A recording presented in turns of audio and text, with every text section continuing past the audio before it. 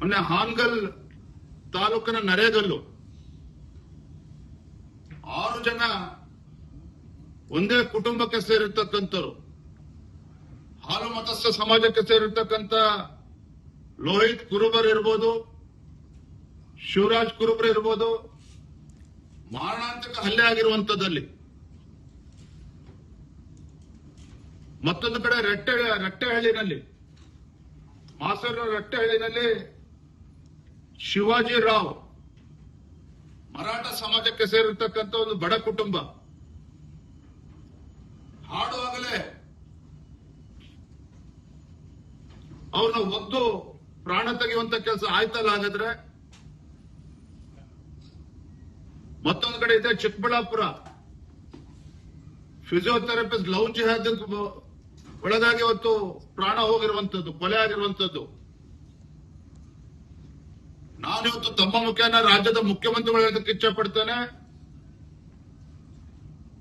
ಗೃಹ ಸಚಿವರಾಗಿರುವಂತಹ ಪ್ರಿಯಾಂಕಾ ಖರ್ಗೆ ಅವರು ಕೂಡ ಹೇಳೋದಕ್ಕೆ ಇಚ್ಛೆ ಪಡ್ತೇನೆ. ಅದೇ ರೀತಿ ಎಐಸಿಸಿ ರಾಜ್ಯದ ಅಧ್ಯಕ್ಷ, ಕರ್ನಾಟಕದ ಅಧ್ಯಕ್ಷ ಆಗಿರುವಂತಹ BK ಹರಿಪ್ರಸಾದ್,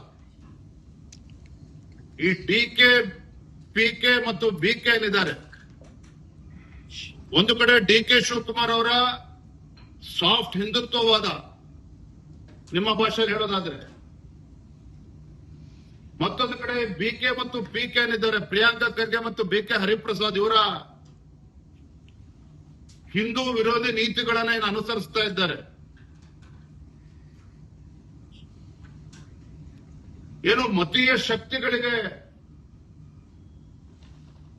ಇವರ ಹೇಳಿಕೆಗಳು ಏನು ಧೈರ್ಯವನ್ನ ಕೊಡ್ತಾ ಇದೆ. ಇದೆಲ್ಲದರ ಪರಿಣಾಮನೇ